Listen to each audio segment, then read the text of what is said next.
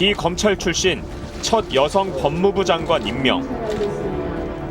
기수를 파괴한 검찰 인사에 고위 검사들은 물론 전국의 평검사들이 모여 반발했고 대통령에게도 직격탄을 날렸습니다. 대통령께서도 법률가이시고 장관께서도 법률가이신데 이것은 법치주의의 근간을 망각하는 겁니다.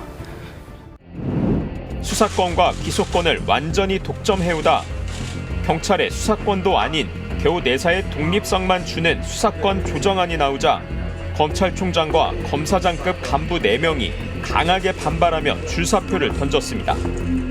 법사위 수정 의견이 있을 때 이미 결심을 했습니다. 막강했던 수사 조직 대검찰청 중앙수사부 폐지를 받아들였던 검찰총장은 검찰 조직의 집단 반발 속에 쫓겨나듯 옷을 벗어야 했습니다. 떠나는 사람은 말이 없습니다. 고강도 검찰개혁을 예고했던 문재인 정부의 첫 검찰총장도 경찰에 수사권을 주는 조정안에 강하게 반대했습니다. 그리고 검찰개혁에 동참하겠다고 해 임명된 그 다음 검찰총장.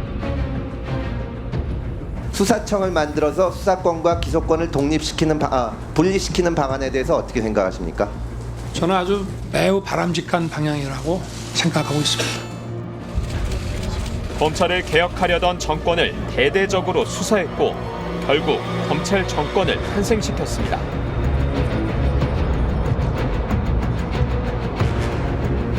수사권과 기소권을 독점했던 무소불위의 권력, 그 권력을 견제하려는 시도가 있을 때마다 검찰은 조직적으로 막아섰습니다. 급기야 검찰개혁을 내세웠던 정권을 대대적으로 수사하면서 검찰 정권을 탄생시켰습니다. 검찰개혁 입법을 위한 준비가 숨가쁘게 진행되고 있는 지금 윤석열 검찰의 대표적인 정치 수사로 지적되어 온 사건에 대해 또다시 최종 무죄 판결이 나왔습니다. 이른바 울산시장 선거 개입 의혹. 먼저 이 수사 과정을 자세히 짚어봤습니다. 본격적인 사건의 발단은 현 국민의힘 소속 김기현 당시 울산시장 형제 토착비리 의혹이었습니다. 울산의 한 건설업자가 당시 김기현 울산시장 동생의 비리 의혹을 제기하며 지난 2018년 경찰에 수사를 의뢰했습니다.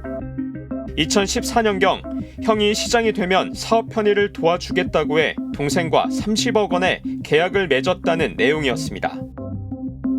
2018년 3월 울산경찰청은 김기현 울산시장실을 전격 압수수색했습니다. 그게 대대적으로 언론에 보도됐어요. 황운하를 표적 수사했다, 기획 수사했다, 뭐 이런 걸로 그 고발을 하게 됩니다. 그때 고발한 사람이 곽상도였어요. 경찰의 이 조치가 3개월 뒤에 있을 울산시장 선거 개입이라며 국민의힘의 전신 자유한국당은 당시 황운학 울산경찰청장을 검찰에 고발했습니다. 그리고 2018년 6월 치러진 지방선거. 당시 여당이던 민주당의 전국적인 우세 속에 울산에서도 민주당 송철호 후보가 시장으로 당선됐습니다. 선거 이후 검찰은 낙선한 김기현 전 시장 형제는 무혐의 처리하고 오히려 수사를 의뢰한 건설업자를 별건의 사기 혐의로 구속합니다.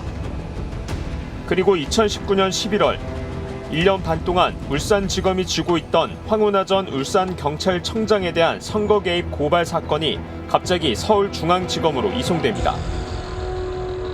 이때 검찰 총수는 윤석열 총장. 조국 전 법무부 장관에 대한 대대적 수사로 문재인 정권을 겨누던 바로 그때였습니다.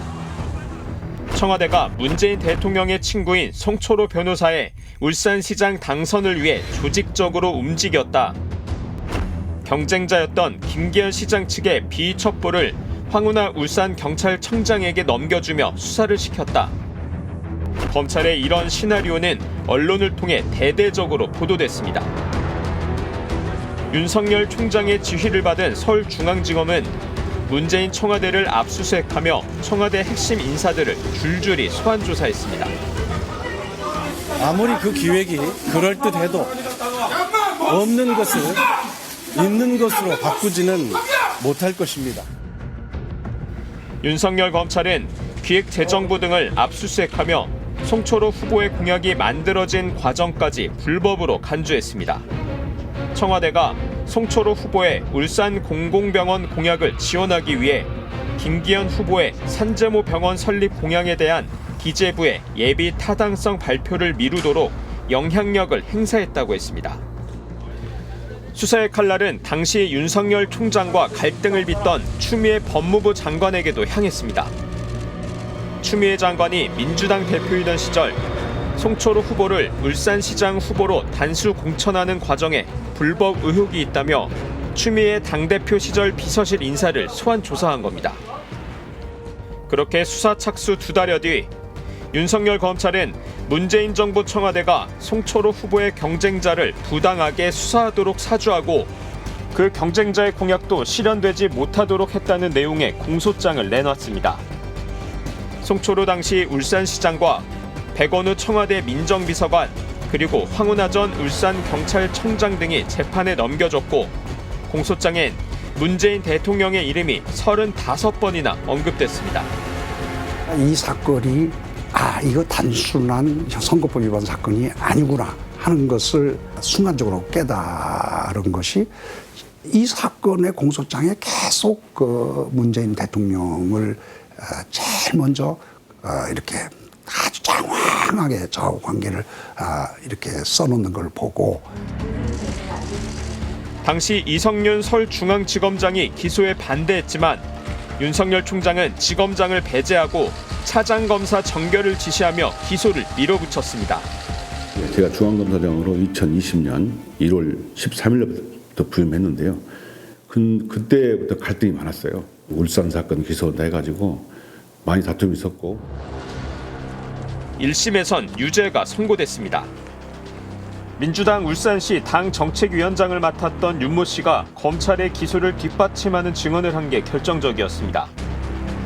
윤 씨는 2018년 지방선거 준비 과정에서 민주당을 탈당해 김기현 후보 지지를 선언한 인물이었습니다. 하지만 2심은 윤 씨의 증언을 믿기 어렵다고 판단하면서 허위에 꾸며진 사실을 진술하고 있는 건 아닌지 의심이 간다고 밝혔습니다. 결국 1심 판단을 뒤집고 무죄를 선고했습니다.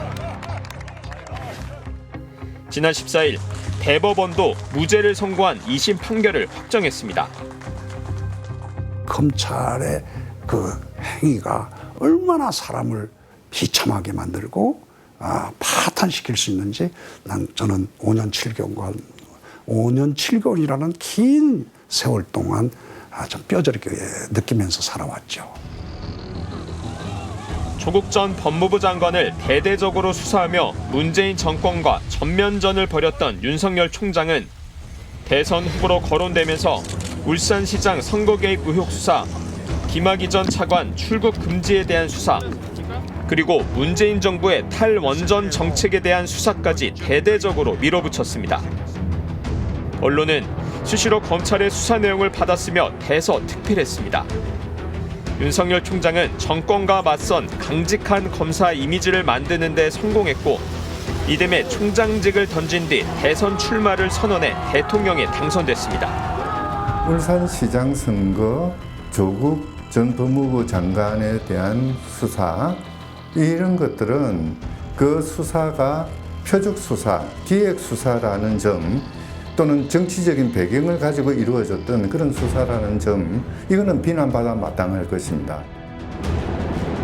그리고 그 검찰 정권의 끝은 민주 헌정 질서를 부정한 12.3 내란 사태였습니다. 1954년 형사소송법이 제정될 때부터 검찰이 수사권과 기소권을 독점하도록 하는데 우려의 목소리가 있었습니다. 독재 정권 시절엔 존재감이 크지 않았지만 민주화 이후엔 법이 부여한 막강한 권한을 본격적으로 사용하면서 검찰은 정권을 위협할 수 있을 정도로 강력해졌습니다. 조직적인 반발과 저항으로 때로는 정권의 뜻에 부합하는 수사로 개혁을 무력화시키거나 늦춰왔던 검찰. 이번엔 정말 검찰개혁의 골든타임을 지켜낼 수 있을까요? 1995년 김영삼 대통령이 5.18 특별법 제정을 선언하자 검찰은 발빠르게 전두환, 노태우 두 전직 대통령을 수사해 구속시켰습니다. 그리고 그 정권 말기, 현직 대통령의 아들을 구속합니다. 김대중 정부 들어 부장검사 출신 변호사가 현직 검사와 법관 등 수백여 명과 유착한 대전 법조비리 사건이 터지며 사회적으로 검찰개혁 필요성이 제기됐습니다. 검찰의 수뇌부는 정말로 읍참마소그 생각으로 이번 기회를 전화위복을 계기로 해가지고 검찰의 일대 개혁을 해서. 하지만 온노비 사건으로 검찰 인사권자인 김태정 법무부 장관을 구속하고 현직 대통령의 새 아들까지 비리 혐의로 수사해 처벌하면서 검찰의 위세는 더욱 강해졌습니다. 그리고 출범 이후부터 본격적으로 검찰 개혁을 내세웠던 노무현 정부. 검사 출신이 아닌 여성 변호사가 검찰총장을 지휘하는 법무부 장관에 임명되고 기존 인사 관행을 깨면서 검찰 간부를 대거 교체하는 파격 인사가 단행됐습니다. 간부들은 물론 평검사들까지 전국 회의를 소집해 뭉치며 반발했습니다. 노무현 정권은 수사권과 기소권을 독점한 검찰을 견제하기 위해 공수처 설치, 대검찰청 중앙수사부 폐지 등을 구상했지만 검찰의 조직적 반발과 보수 야권의 반대 등으로 시도조차 하지 못했습니다.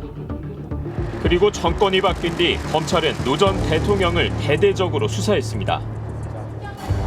이명박 정부 역시 비대해진 검찰권을 견제하기 위해 경찰에도 수사권을 주는 방안을 추진했습니다.